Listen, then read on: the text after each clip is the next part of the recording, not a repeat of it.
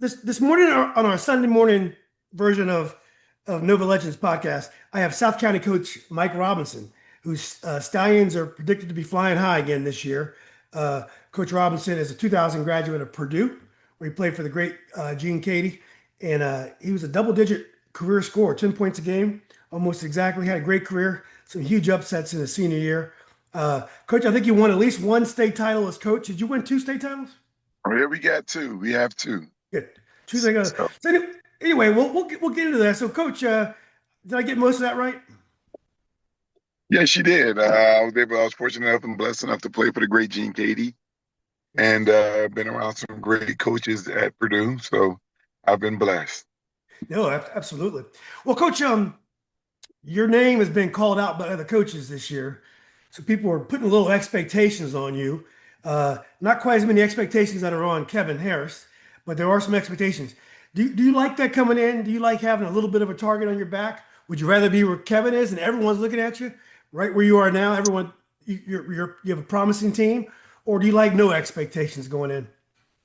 Uh, some expectations is always good because that means that, as a coach, we have some pretty good players to work with. So some expectations are good. I wouldn't want to be in Kevin's seat right now because, I've been there before where, it's everybody's homecoming game. So, there's no off nights because nobody's going to give you off night. But still, we still have a pretty good name in South County where, it still seems that there's no, where everybody's homecoming, basketball game. So, that's a good thing. That's a good thing for our culture. So, we've been blessed over the last, 8, 9 years. How would you describe South County as a high school? What kind of kids do you get? The mood there, the culture there? It's it's interesting because you got from my point of view. I went to Robinson, so I grew up right down up Ox Road.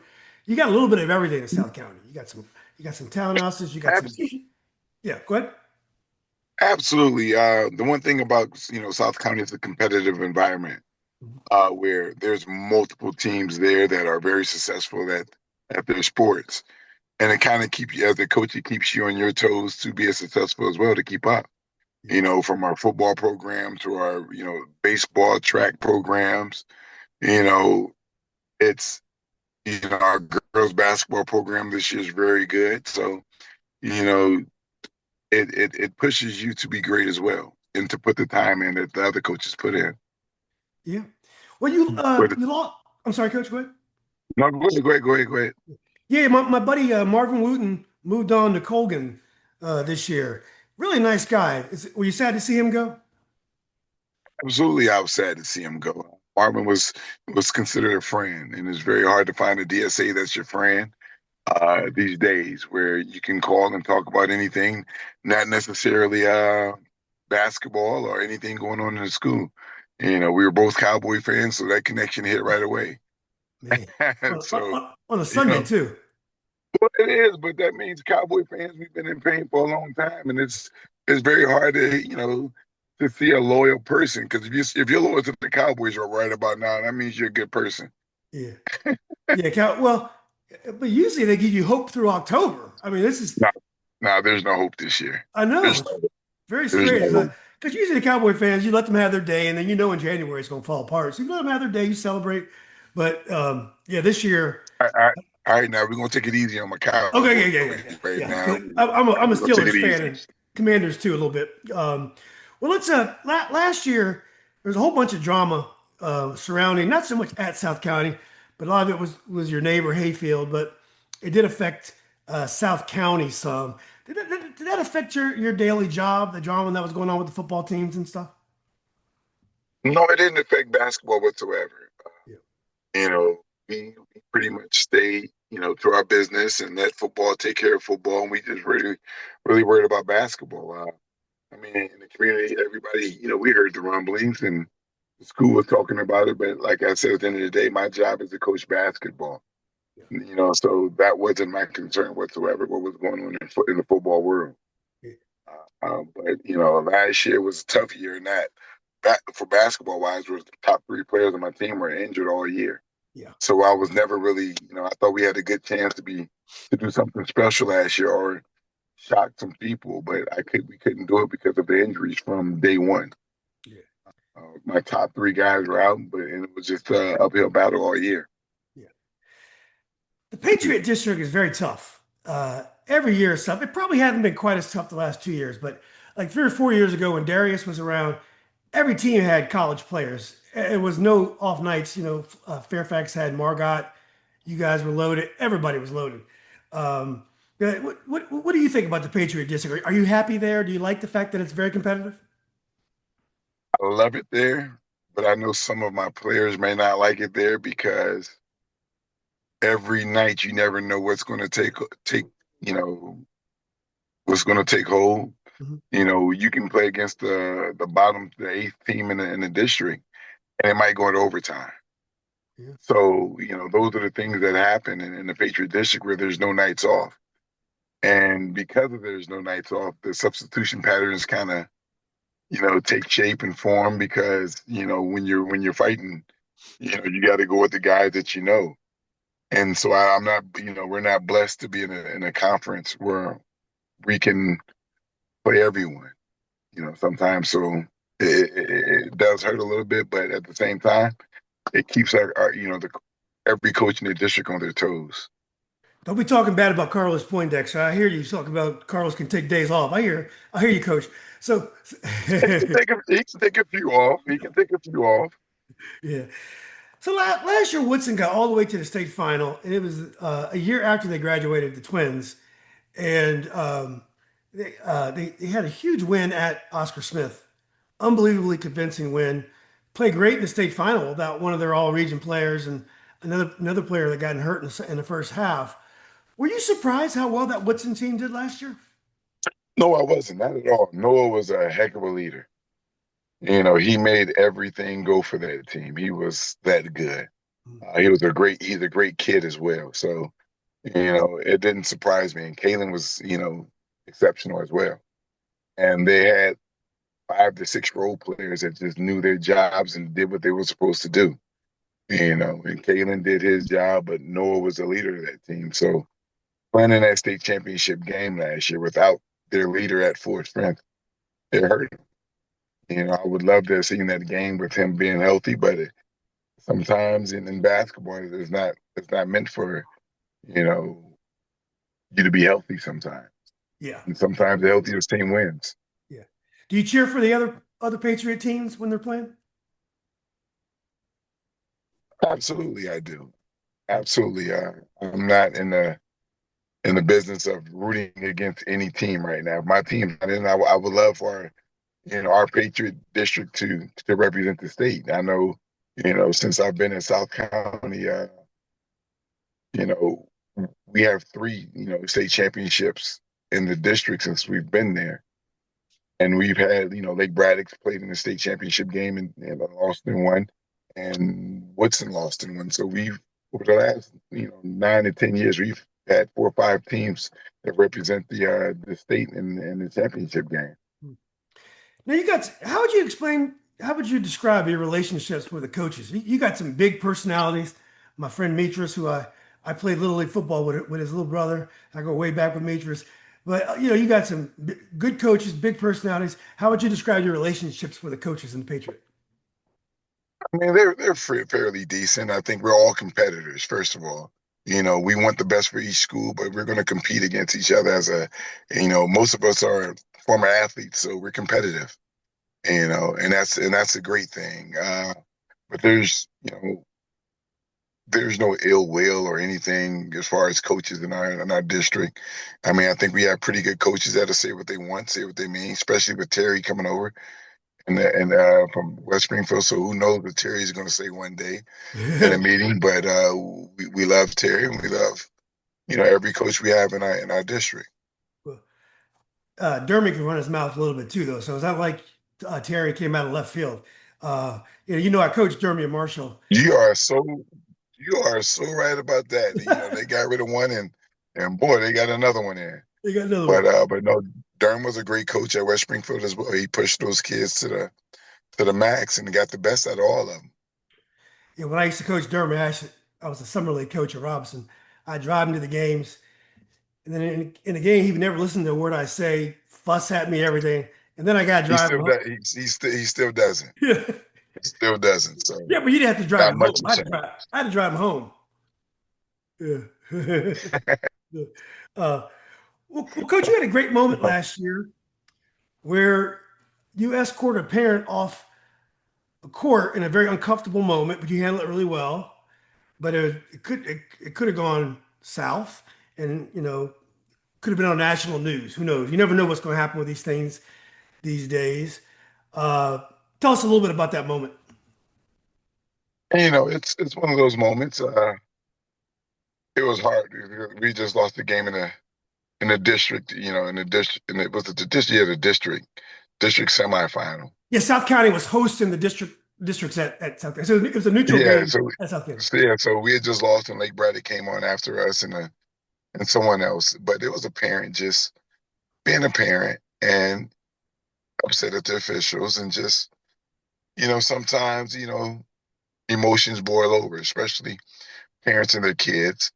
So it was just one of those that he just needed a reasonable voice to talk to him and walk him out in the hall and talk to him and let him understand that that his son was on the floor. You don't want to do him no injustice right now. You want him to concentrate on playing the game Yeah, and not hurt him while he's playing. So I just made sure that we put the attention on his son playing and left it at that. And once he heard those words, he was just fine. is that the first time that's ever happened to you? You had to do that? That, that's the first time. I mean, not including AAU. AAU, we got to do it all the time. Yeah, But hey, you don't in high count. school, yes. But yeah, in AAU that happens all the time. But high school that was the time. Yeah, that was first. Um, are the parents are the parents getting more and more unreasonable through the years? Now you were a player yourself. You've been coaching a long time. Do you see this as a trend, or parents have always been like this? No, parents have not always been like this. It's getting worse and worse each year. Mhm. Uh, me and Carlos and some of the coaches often talk about it. It's the year-round basketball, the expectations parents have of their kids, and the time, the money they put into it.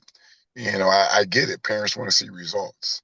Yeah, So when parents aren't getting the results, it's easier to take their frustration out on a coach or a school official. or everything, especially with today's game, going on in college basketball, changing the face of high school basketball with all the NIL and the 29-year-old seniors, and just not investing in the game in the high school level anymore. It's a lot of pressure on some of these kids Yeah, because you have kids that and our high school kids don't understand that hell playing at a Division III is big time now, for the simple fact that there's not a lot of scholarship money out there anymore yeah, because of the transfers and things going on in college anymore. So it's putting a lot of pressure on everybody now. yeah. Do you communicate with your parents? Do you worry the kids are going to transfer to private school? There's so many private school options now. Again, when I played back in the 80s, only the very, very elite players went to private school. Now, private schools moving towards AAU. There's a private school for everybody. But do you worry about that? Do you talk to parents and try to keep them on board? I mean, you've had conversations with parents of having their concern with public schools and having their concerns with the scheduling and you know wanting to put kids in the best environment so their kids can be recruited.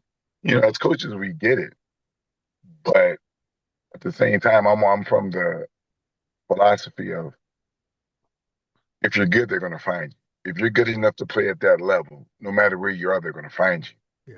Yeah, I'm from Peoria, Illinois, and I was able to be found. yeah, So if they can find me in Peoria, Illinois, I'm pretty sure they can find, most players anywhere. I mean, with all the basketball that's being played through AAU and rec leagues and everywhere else, I mean, if you're good, they will find you. absolutely. Um, so uh, this year you're coaching your son. and you've been coaching your son. And apparently, I saw him play last year. He's a really good player, got good size on him, can shoot the three. Uh, do you enjoy coaching your son? Do you find it? What are some the pluses and the minuses of coaching your own son? Boy, you have the good days and you have the bad days. Of course, we just talked about the parents chirping and they don't understand measurements. They don't understand a lot of stuff. But, it's, him playing, he has to be twice as better than anybody else. If not, you're going to get the conversations or you're going to hear it, but the parents not understanding the whole dynamic of basketball. So they just see your son on the floor, but at the same time, he's a really good basketball player. So I haven't had to, deal with it too much, but it's been fun coaching him. I actually get that all the time, knowing that this is my last year coaching him.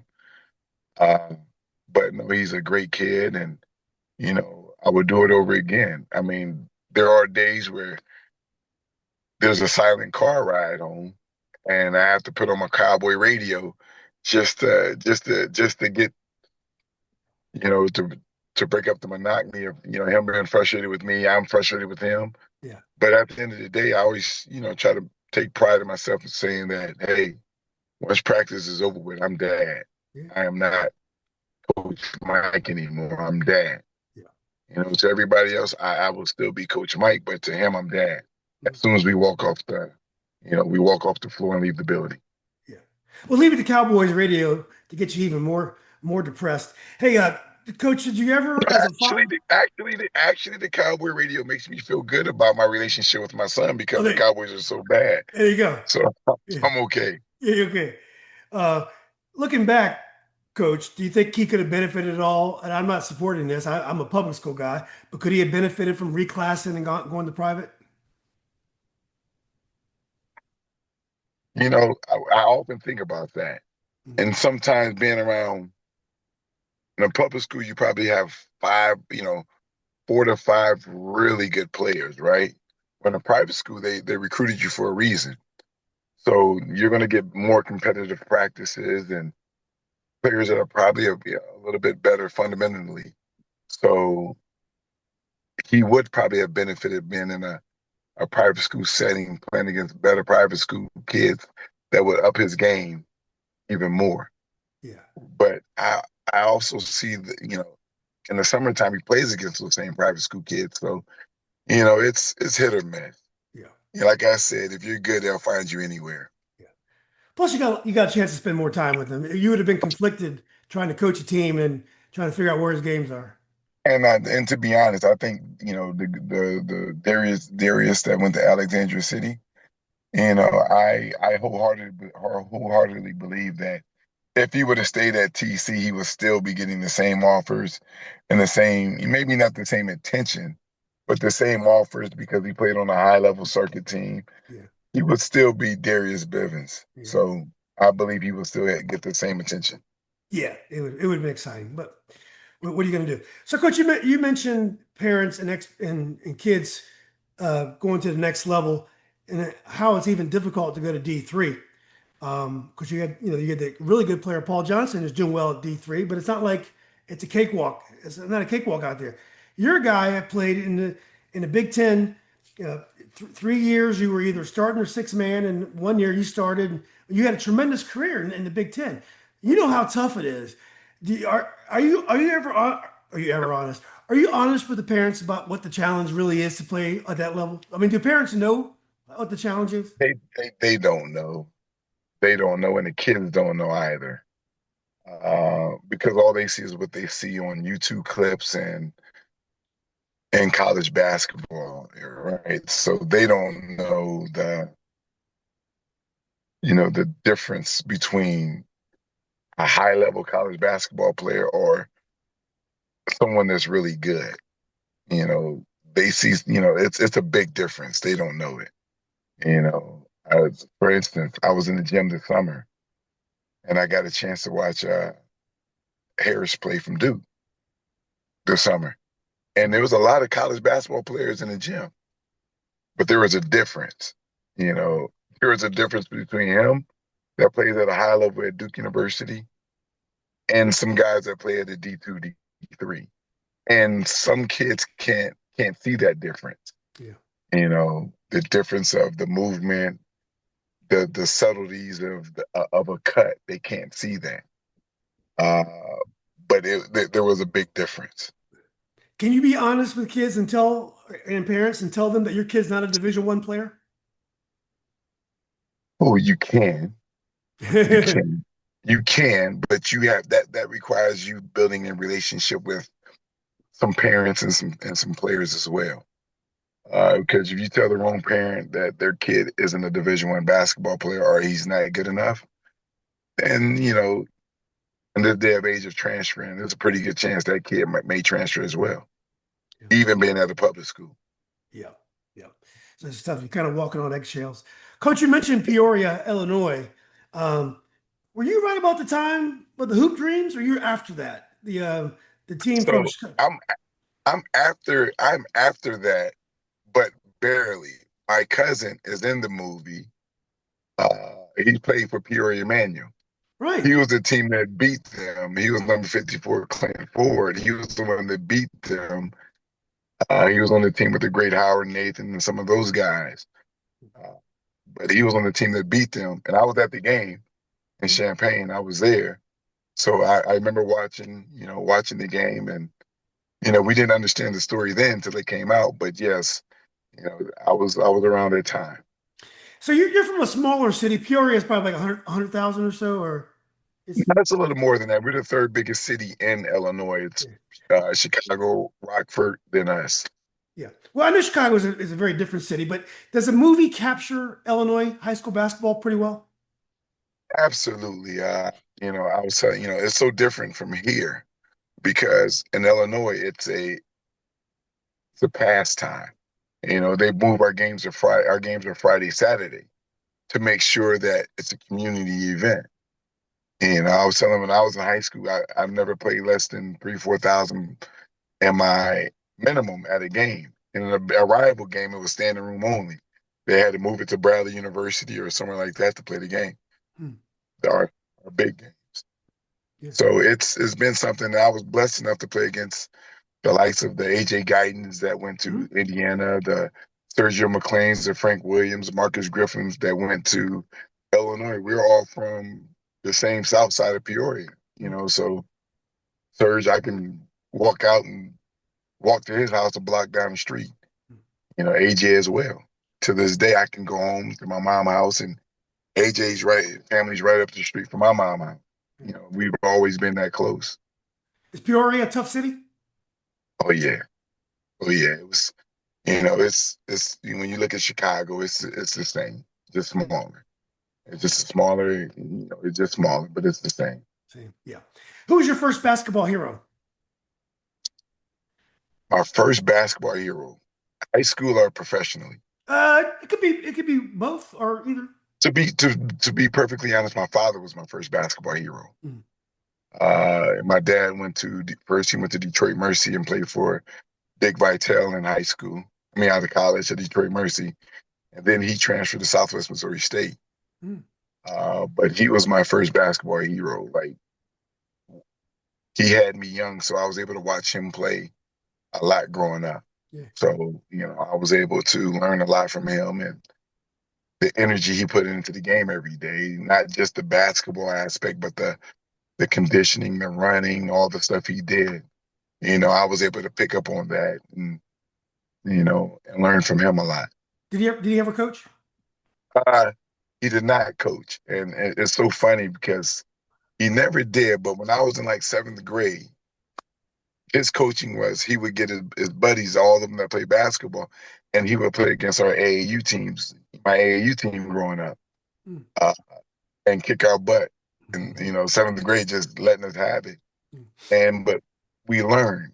We learned from it. And by the time we became freshmen, sophomores, it was a done deal. I had a pretty good AAU team when I was in high school. So, he taught us a lot of stuff by kicking our butt. I think on my AAU team, we had 9 players, and all 9 of us went D1. Wow. Yeah. Coach, you don't have a Midwest accent at all. Did you have an accent at one time, or did you lose it moving here?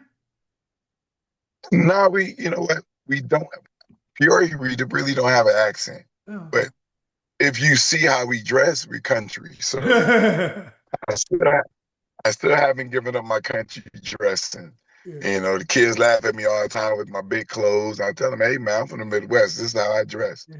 Like, coach, somebody need to come down a couple of sizes. I'm like, nah, I'm good. I'm comfortable. So, we country, wear a lot of colors, country colors. So, you know, we, Coach, we, we just kind of loud. yeah, Coach Newkirk out here calls himself coach. He calls himself Coach Country. He's from he's from Eastern North Carolina. Um, Yeah. so who was your first important coach? Terry Knapp. Terry Knapp, like I said, he was my first AAU coach and my only AAU coach, really. I was tall, and everybody we didn't have a player on our team under 6'3", so which meant was everybody had to handle the basketball. Hmm. So he was the first one at that time that taught me positionless basketball. Back in 1990, 89, 90, taught me positionless basketball. So taught us how to play with our back to the basket, handle the basketball, create a shot, and more importantly, knock down open shots and create shots off the dribble. Yeah, And we didn't have a point guard, so we all had to do it, and yeah, that made us better players. yeah. Coach, you did not shoot many three pointers in college. Do you think in today's game you would have adopted the three pointer as part of your game? I guess you would have had to. Absolutely, it wasn't when I went overseas and played. That's all I did. Yeah, I could shoot it, but one thing that in my generation we all had roles, right? yeah, At Purdue we had great shooters in Jerron Cornell, Carson Cunningham, Chad Austin. So my job, I could shoot them, but my job was to do the other stuff. Run the lane, shoot the mid-range jumper, handle the basketball, play defense. So I did everything when I was at Purdue, yeah, and it taught me a lot, which let me play 11 to 12 years overseas. yeah. Well, I didn't know you played that long, Coach. You may have mentioned this, but I forgot already. Who was your high school coach? My high school coach was Wayne Harrington. Okay, and what'd you learn from him? Oh man, uh, he taught me so much. Mainly just playing the game. He taught me how to lead. When things weren't going right, I used to get so frustrated, you know, like I was part of the Detroit Pistons or something, getting angry and stuff. But he taught me how to play the game and just stay positive, play the play. And I remember, I had moments because I was used to scoring 30 plus a game in high school. And like I'll have 17, 18 points, and I thought it was the end of the world. I'm struggling, I can't make a shot. And, he's the first one that kind of taught me how to readjust and forget about, those moments and move forward and go home, go to sleep, and wake up and fight another day. I would hold on to stuff and hold on to a bad performance, and it will affect other performance. So he was the first one that really taught me how to move on from things on the court when they don't go right. Yeah. How far did you get in high school? Did you ever, as they say in the movie Hoop Dreams, did you ever go downstate? Oh, we got there, and we just couldn't win it. Did you win it? You got there? Yeah. We got there because Peoria Manual won it 3 years in a row. They had Jerry Hester, who went to Illinois, Sergio McLean, who went to Illinois, Frank Williams, who went to Illinois, Marcus Griffin from Peoria, who went to Illinois. Then they had Brian Cook from there that was at Illinois. So it was tough. But Yeah. I'll let them tell it. I still have my 35-40 though. Yeah. Well, why did you choose Purdue? See, Purdue was the top team in the Big Ten when I was growing up. Mhm. And being from the Midwest, I'm a Big Ten guy. Mhm. More importantly, I was a big dog fan as well. I was a big dog fan as well. And being from the Midwest, it was a great academic school. Something, being one of the first family members to go to Purdue and get a degree in my family was something. Yeah. Uh, so I chose Purdue because it was the right fit for me at the time. Yeah. Today's age, I probably would go somewhere else, but right then, it was the perfect fit for me. What was Gene Keady like as a coach, and what are some of the things you learned from him? I will tell you this, you know, you appreciate Gene Keady after you graduate college. When you look back on the things that happened, he was the first one that I can think, that really turned me into a young man. How we carried ourselves off the floor, how his rules were. You didn't like them, but you respected them. And then when you got older, you started to see the importance of those rules and some of the things he done. But on the floor, boy, he was tough. Hmm. Oh, he was tough. You couldn't have, I think, you know, thin skin and play for him because it was, boy, I tell everybody, I didn't know my name for 3 to 4 years with him. So and it wasn't a good word. He called me every day. So it was a time, but I wasn't the only one that was called those names. It was all of us. Yeah, But we knew it was out of care. It was out of love with him, yeah, and he took care of us. And it's still a family. Like we had a Purdue family reunion this year. There were, man, at least 9 to 10,000 people that just showed up for the reunion just so we watched some old guys run up and down the court. yeah, And it was just fun, get together. We go to, Coach Painter's house, and because I knew Matt at Purdue. Matt was coaching the D3 at the time in Indiana. So he would always come up to practices and stuff and hang out with us. As a coach at the D3, he would come up, and we had Coach Weber there as well. He coached at Kansas State and Illinois after he left Purdue as my assistant. So, I've been around some really special coaches, Alonzo Martin as well. So they were all there. And, it's really, in this day of age, it's still a family with all the NIL and the transferring and stuff. Purdue does a good job of still recruiting their own guys and keeping their guys. yeah. So now when we go back in the summer, it's still a family. Do you see some of Gene Keady in your coaching? And do you ever, is there things that, Absolutely, 1,000%, 1,000%, especially defensively. Uh, the same, the gap integrity, the principles, being tough minded, physical. Absolutely, I learned all that through him because going to Purdue, I was not a defensive player whatsoever. Mhm. So, coach really you know, taught me a lot defensively that, stayed with me through my playing days when they don't teach you how to play defense at the next level. Yeah. Coach, your career is very interesting because the typical college career, at least back then, now everything's crazy, but you have a Mhm. progression. Your college career was very consistent. I mean, you played more your senior year, but you pretty much did your thing from your first year to your fourth year. Your stats didn't change all that much. I mean, you may have averaged 7 or 8 your first year, then like a little bit more your last year, I think you averaged more your sophomore year than your junior year. You were very consistent. How do you explain that? Why were you so consistent? My, uh, I just played, Mhm. I did my job, you know. I had great teammates that did their job. We understood our job. We had roles. Could I have averaged more points? Absolutely. Absolutely, I could have averaged more points. My sophomore year, I averaged, if you after Christmas, I think I probably averaged about 15, 16 a game because my role expanded because Jerron Cornell uh, sprained his ankle. And actually, I was coming off the bench and having a great year. I started every game my freshman year, but then, coach asked me to come off the bench Okay. as a sophomore. I'm like, I don't know about this, and I felt some type of way. But I believed in him, and I ended up playing. Guys don't understand. Sometimes when you're the sixth man, you play more minutes than most of everybody because you sub in first and then you don't come out Yeah. sometimes. Yeah. If you're playing well, you don't come out. Yeah. So once I understood that, hey, I kind of liked coming off the bench because I was able to go against their sixth man or seventh man. I knew I was better than them. So I started to see it, I was able to mature to see it.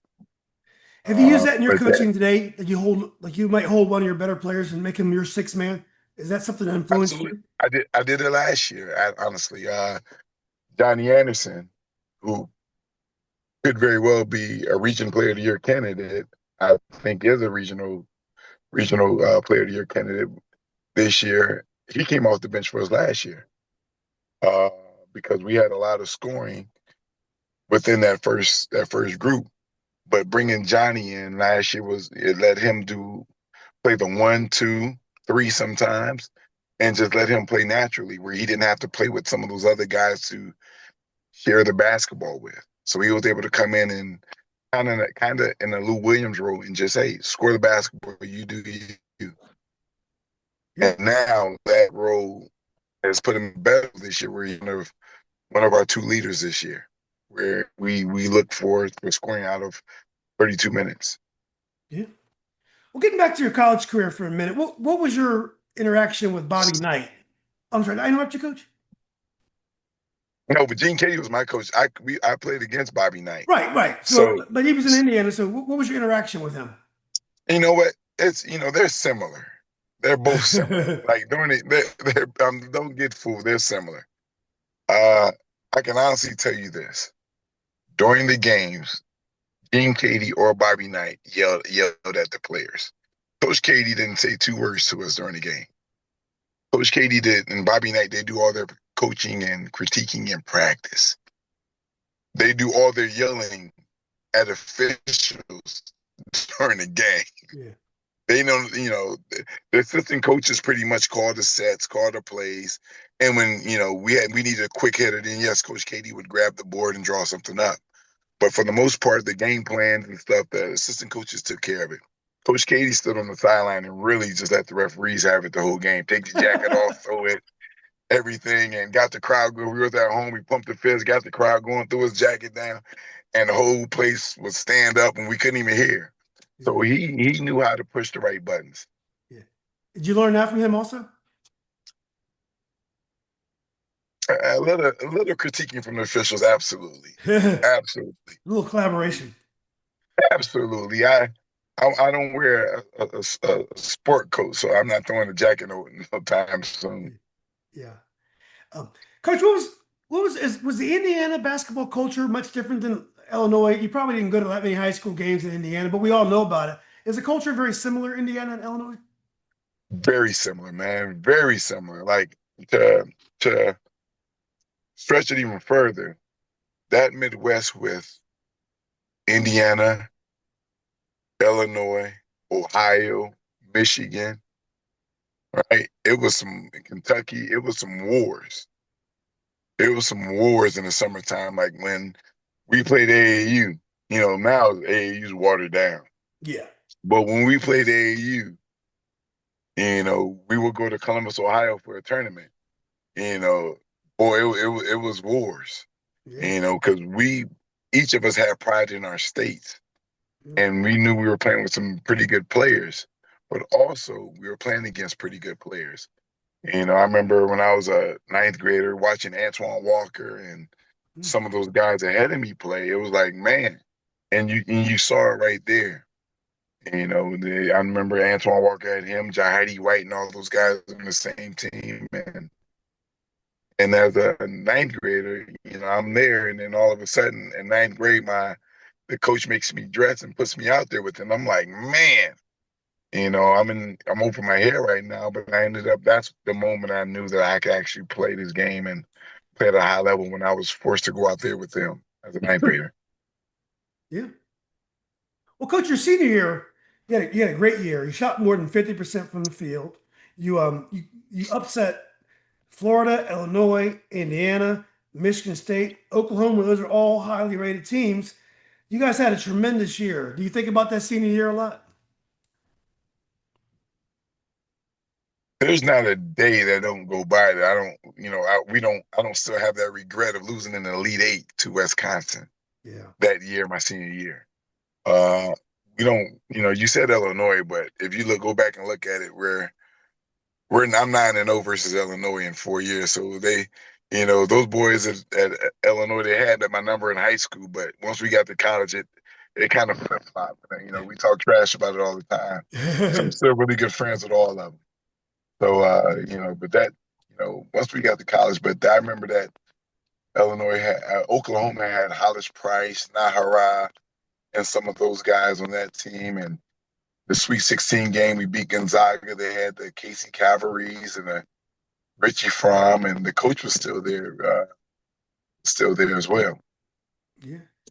That was fun. That was fun. I always say that was when basketball was basketball. Yeah. Where, March Madness was March Madness when, as a high school kid and a middle school kid, that was our goal, to be on that one shiny moment. Yeah. Where that was, we played that game, and no matter where we were, if it was the last game of the tournament, we had to sit around and wait till we heard that song go off to conclude the NCAA tournament. Because that was our goal. Yeah. Well, Coach, here we talk about how the ACC is no longer the same because Maryland left and all those things.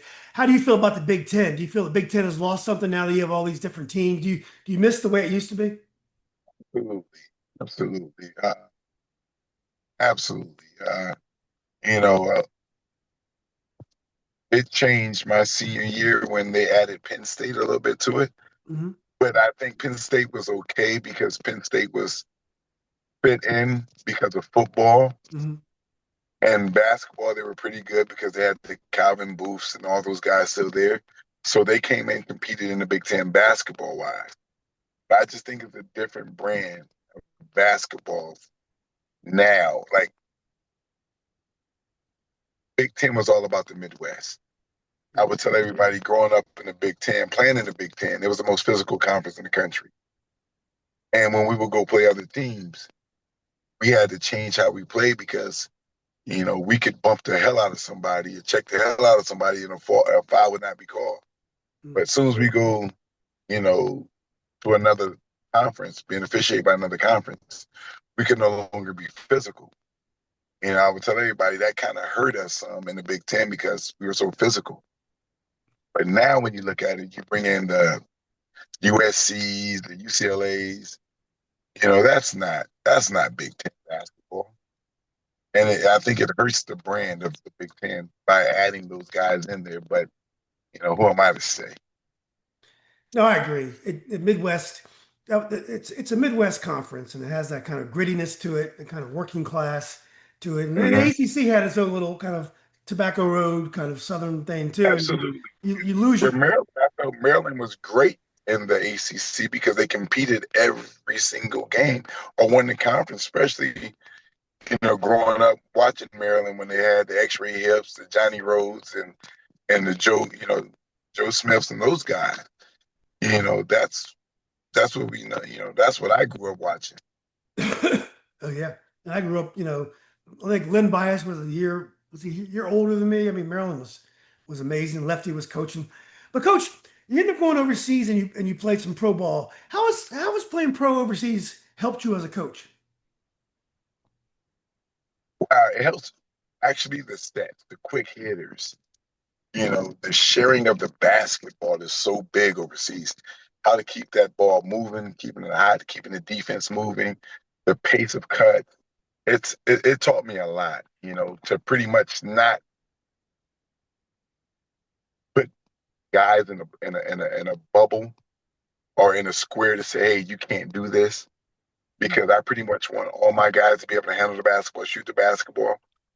And that's the one thing that I realized overseas. Some of the best passers were the 4 and 5 guys. It wasn't the point guard. It was the bigger guys that saw the floor better and understood the game better than some of the shorter guys. And so, growing up in the United States where I played in the era where if you were 6'10", I played with Brad Miller. Brad was a great passer, but Brad Miller had to, spend most of his time on the block for it. But going overseas, I played with a bunch of, 6'10", 6'11s that we ran the offense through because they were able to run it and they were great passers and shooters of the basketball. So that kind of taught me a lot, just the understanding of how the game needs to be played sometimes. Yeah. What were your favorite countries to play in overseas? Argentina is my favorite. I spent the most time there because I wanted to. I had an opportunity to go overseas and back in Europe because I played in Greece. But it was something about playing in Argentina, especially in that it was hell. Don't get me wrong. Especially when our dream team kept losing against Ginobili and Yeah. No Sion and those guys. I would come back. I went back to start the season. Players give me a hard damn time about them being a better basketball country than us. They weren't a better basketball country. Just knew how to play well together. And at that time, we didn't because we were you know, still on the ISO thing on the United States level. Yeah.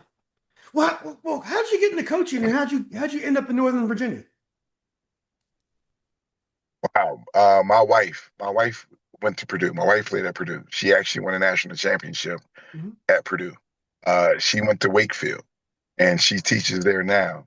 So what happened was when I came back from playing overseas, I actually went back to Purdue and coached there and finished my degree and helped out coaching and everything.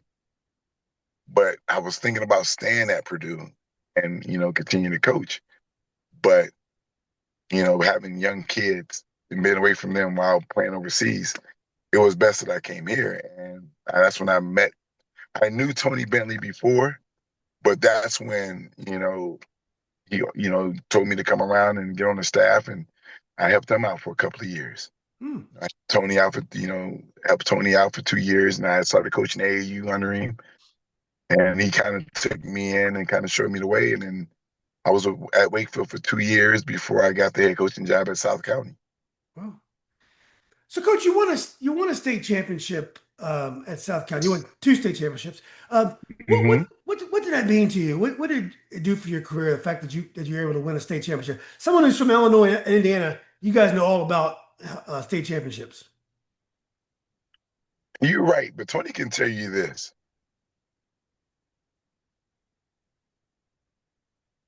I have more pride in my playing days than I do as a coach. Is that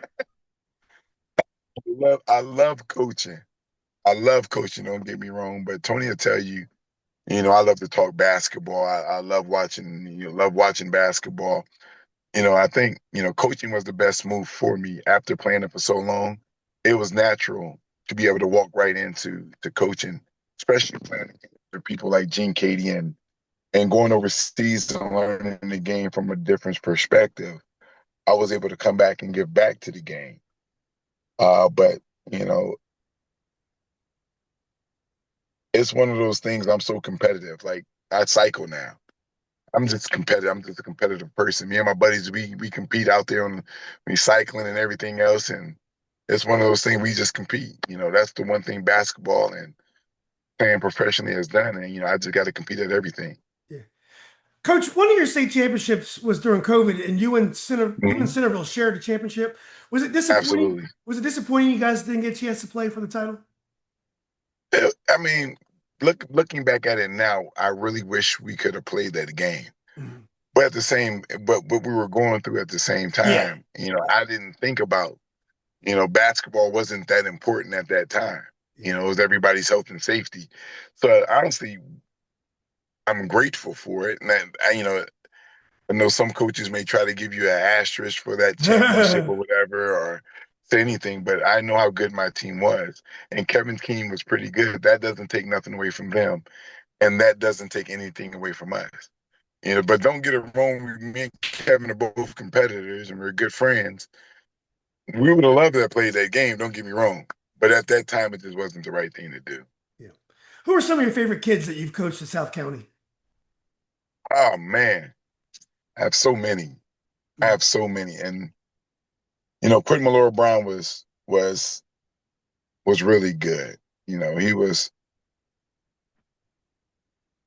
He taught me a lot as well. Because first I just wanted to be this fast paced coach that is to get up and down, to get up and down. And then when he came back to South County, I was like, oh, I got to change this up because I can't expect him to get up and down and press and run and jump the way I would like to do those things. So, we had to change things up, play through him. And, looking back at it now, that was the right thing to do. Mm. But, the Noah Bullocks, the Jake Ladders, the Andre Spates, Paul Anderson, who you mentioned earlier, he's at Virginia Wesleyan. He was a joy to be around. I like the way he plays. Yeah. Oh, I love the way he plays. Yeah. Like he's that guy. He's that kid. Even in college, you can probably talk to his college coach. He's that one guy that you can't take off the floor. And when you take him off the floor for 2 minutes, you notice the difference. You find yourself saying, "Hey, who took Paul out the game? Yeah. You did, coach. Well, put his ass back in." So it was one of those.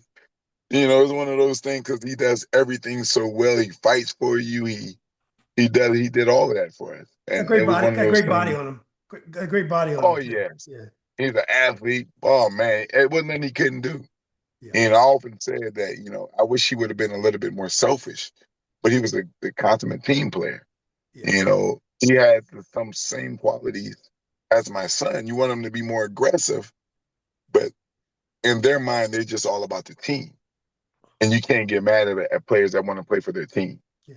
So it's one of those things right there. And I've had Yeah. so many good players over the time, and I can mention players that are my favorite that aren't that didn't play a lot because Yeah. I have about 4 or 5 kids that are my favorite, but they didn't see the floor. Yeah. And to this day, I got stories about them because they're my favorites. Yeah. There was a one kid a few years ago got himself in a little trouble, and he was a very important part of your team when he was there. I think he was a point guard. I can't remember his name, but he missed the first part of the year. He was able to play at the very end. And he was one of the top point guards in the area. Whatever happened to that kid? He's in Arcadia right now, playing at the D3 right now. So he did get himself together. He was able to go to Massanutten for a year, played there, and now he's at Arcadia. He was a rookie of the year last year, freshman of the year, Oh, rookie of the good. year Oh, what's his name, sir? last year. Jameson Lynham. That's right. Yep, James. Yeah, yeah, He was a rookie of the year last year up there, played really good. yeah. So, he was a ball player. He Yeah, could it was play. ball. Yeah, hard nosed kid. His father, his grandfather was James Lynham, that was the head coach at the Sixers. Is that His Jim grandfather. Lynam's grandson? Is that right? Oh, cool. Yeah, that's his grandson. Yeah, yeah. So, Oh, I'm sorry. Go ahead. no, he was, and Jamo was a student of the game as well. Like you can tell, like he could tell you about, the Sadil Threats of the world. That's how far he went back. Yeah, So it was good, like him coming to the office and just talking basketball. And those are the relationships that you live for as a coach, where those guys that love the game enough, they go back and understand the game where it was to where it is now. yeah, You love that. yeah. Coach, compare Johnny and Paul. Are they very similar players? They have similar attitudes. They don't have similar games. Mhm. Uh, the attitude, they're both tough nose, right? They're both run through a wall for you. Mhm. Johnny's more of he's a true scorer Mhm. who's learning how to be a really good point guard when he has to, but can't do some of the things Paul do. But Johnny can score that basketball, Mhm. offensively. Offensively, it's I don't think it's close between them offensively, Mhm. but you know, but they're both unique in their own way. Yeah, So it's not like you can compare them because Paul did everything so well and was key for us. And Johnny's in a situation with us now where we need him to do more scoring than Paul did. Mhm. So those roles are different for both of them. Mhm. Tell us a little bit more about your team this year. We have a chance to be good this year. We really do. Like I said, it's number one is about being healthy. Mhm. It's about being healthy. Two, it's about continuing to trust each other. We have Johnny, we have my son who's pretty good. We have Brian Burns that is pretty good, who, he's about 6'5", 6'6". Mhm. Big body, he's pretty good. We have uh Nick Lancaster, who's pretty good. And I have a really good point guard, Mark Edwards, Mhm. probably one of the best point guards in the area as a sophomore. I told Carlos, he reminds me of Braylon a lot. Yeah, I coached Braylon in AAU, so I see the toughness, the leadership that Mark has. It reminds me of Braylon Mhm. because Braylon could have did more scoring for that Hayfield team. Oh yeah, He just chose not to because he knew he had to lead and put people in the right positions to win. And that's what Braylon did and made that sacrifice. And Mark does the same thing for us. Mhm. And I have another very talented sophomore in, Isaiah Martin, who's pretty good as well. Mm. that comes off the bench, who probably could start for most teams, but he comes off the bench as our sixth man and probably plays more than most of our starters. Mm. What are some of the biggest question marks you have going into the season? Rebounding, Mm. rebounding is one of our biggest question marks. Rebounding and yeah, I would just say rebounding.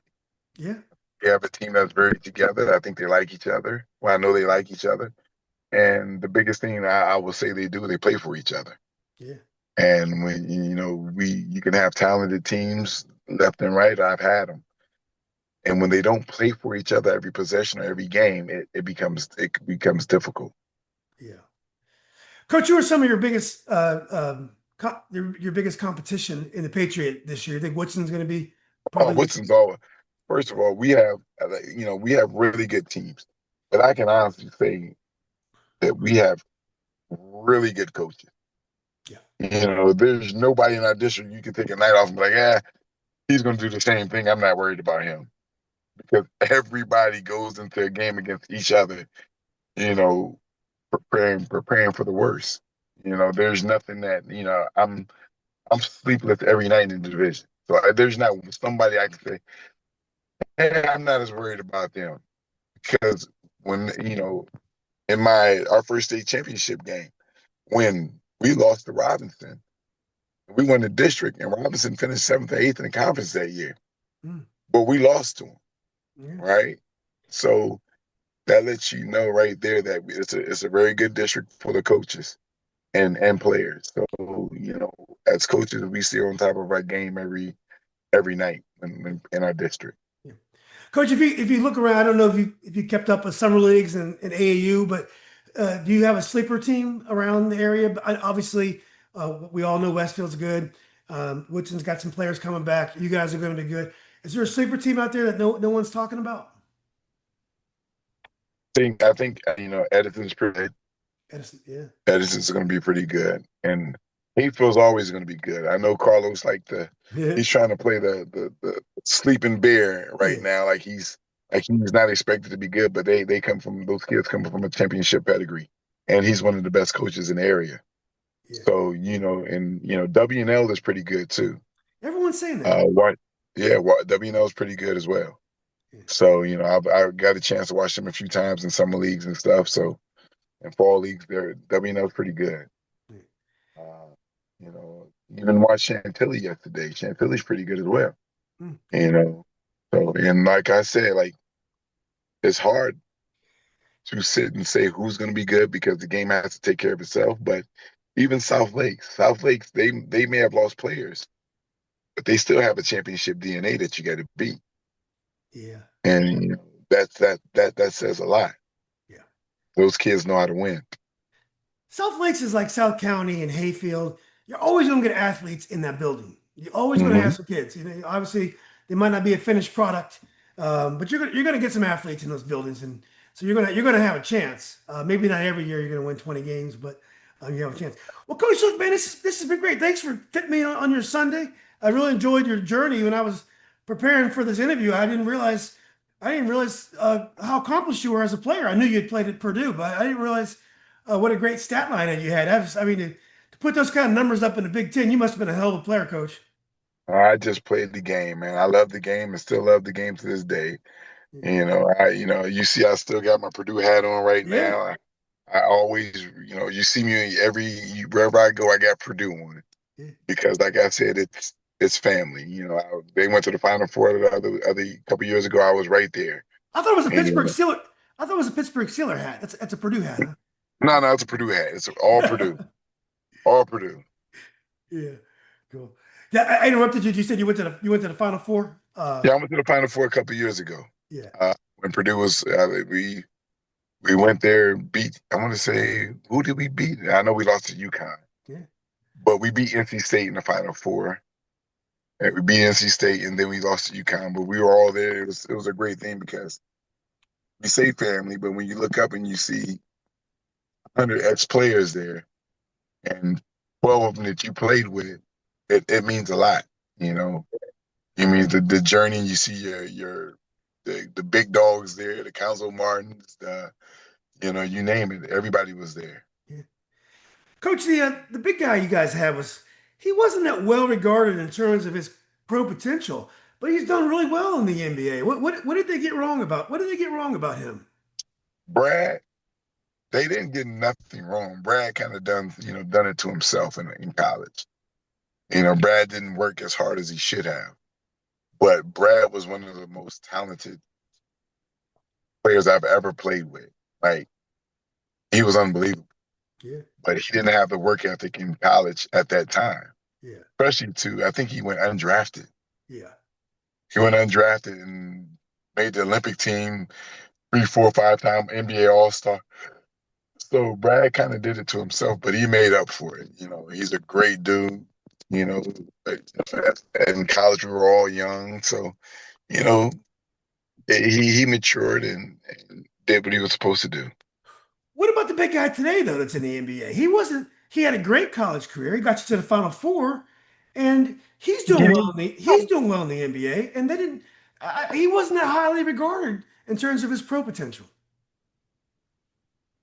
here's the thing, I was just there, just in Indiana with him at Purdue, like I said, and talking to him. Coming out of high school, he wasn't even recruited. He was on IMG's fourth team. Wow. So yeah, he was on IMG's fourth team. So he wasn't on the main one and nothing, but to become a two-time National Player of the Year says a lot, and about him and the eye that Purdue has for bigs. Because one thing we can do, we do get it right when going after a big. Yeah, cool. Well, look, Coach, this has been great, man. I'm sure I'm sure I'll be seeing you soon, and one of these days we have to get you on one of our calls so you can help me with Coach Sherman and Coach Desmond when they get all out of control. Absolutely, I would love to be on that call with Sherm and Mike. Just I would love to be on that call. Get me in trouble like those guys get me in trouble. Uh, No, I won't get you in trouble. I'll think before I speak.